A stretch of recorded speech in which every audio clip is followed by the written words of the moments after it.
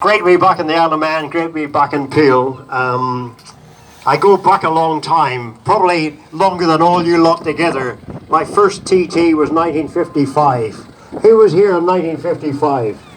And I was on that bike there, and I was leading until it seized at Craignabar, which didn't impress me at all. But then I came back on the Mondial 57, leading again. Governor's Bridge, the gearbox went crook and had to push into fourth. But always enjoyed the TT, always enjoyed riding here. And of course, coming from Northern Ireland, Belfast, Ulster, you were bred to worship the TT and all the great riders, Joe Craig, Walter Rusk, Ernie Lyons, Artie Bell, of course the great McCandless brothers, goes on forever. And the Isle of Man, I think, must be the best place in the world to live if you're a motorcyclist, because besides road racing in the island, I've done the International 6-day trial twice here, 1966 and 68, and I remember riding all the way around here. The great Jeff Duke made the course, and we did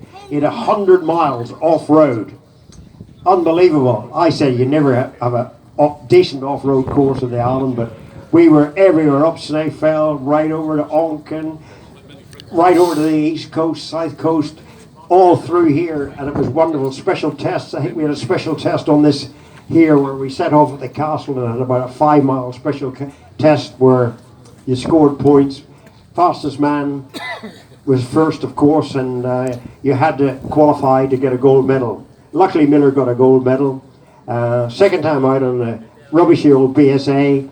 They had ignition trouble that year, the wonderful Lucas ignition system, and of all the 6 BSAs started, Miller was the last man standing, but it was only the 5th day.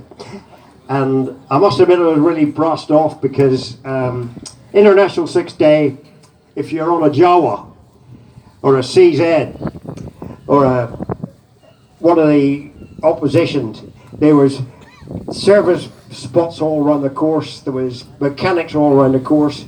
Riding in Czechoslovakia, Spindle of Min, etc. If you rode into a forest, there was about half a dozen Jawas sitting there, so all you had to do was swap the numbers if you were having trouble with the bike and carry on. You didn't bother changing tires, you just had another bike and carried on, you know, and then picked your bike up at the end of the day with all the new tack on it, you know, so it made hard work. But I wasn't impressed because this old BSA was popping and banging all morning on the 5th day, and there wasn't a Lucas technician. They were all back in Douglas, boozing it up in the pub where Miller was out here soaked to the skin, and it finally gave out. And what really happened was, on the primary chain mechanism, the metal fragments were coming off and shorting out the alternator, and the insulation wasn't good enough. So the bits of metal that were flying off the transmission slowly built up, cut out the ignition, so that was the problem. Typical BSA, typical BSA. Anyway, always great to be here, and of course you got the Manx 2-day trial, GOV 132. I think I had it 9 years on the trot, which wasn't too bad for a young man. And on the Bultaco later, when I left Bultaco, I left Aerial to join Bultaco because the British industry was down, and the interest at the Aerial factory was zero, but gave me a lot of satisfaction to go to Senior Bolto, design his trials bike, the Sammy Miller Sherpa Special. First year in production, I think he made 2,000 bikes, which was more than Triumph, BSA, James, Francis Barnett, Aerial, all put together. So that I was right impressed about that. So the British industry thought the trials market wasn't any good. Senior Bolto made a killing on it. And in my contract, I got £2 a bike for every bike that was sold. So add that up. Rupert, add that up, Rupert. Small signing on fee, and part of the deal was I would get £2 a bike. And also in my contract, Senior Bolto couldn't believe it that Miller put in the contract. If Miller didn't win 50% of the events he entered, the contract was null and void. And he couldn't believe it. But have a think why Miller put that in. Because if he was giving me rubbish to ride, I was off. I needed stuff to win with. And I don't think he ever twigged that on, actually.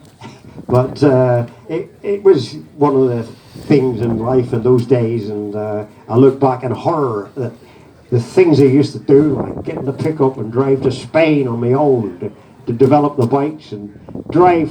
I had the time back from Barcelona to, I lived in Hampshire then, and I had it back to about 30 hours from Barcelona right up through France, ferry across into Portsmouth and home. I got it down to about 30 hours, and used to do that quite often. Just jump in the pickup, flask of coffee, a few scones, and you were on your way. And really other fantastic trips we did.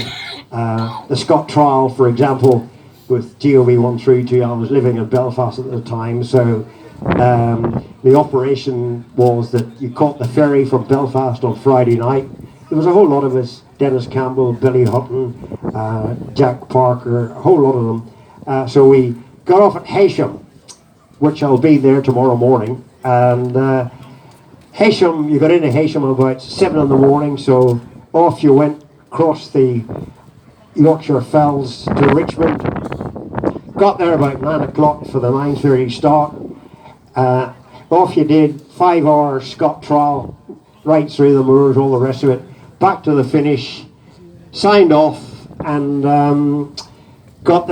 then I remember we did it twice. The second time was a really nightmare because Dennis Campbell broke down across the moors, so we couldn't get off when we finished. We had to wait for the recovery vehicle to bring him back so he could come with us. So he arrived back at Richmond about 5 o'clock, so we then had to ride all the way across from Richmond right across the fells to Heysham.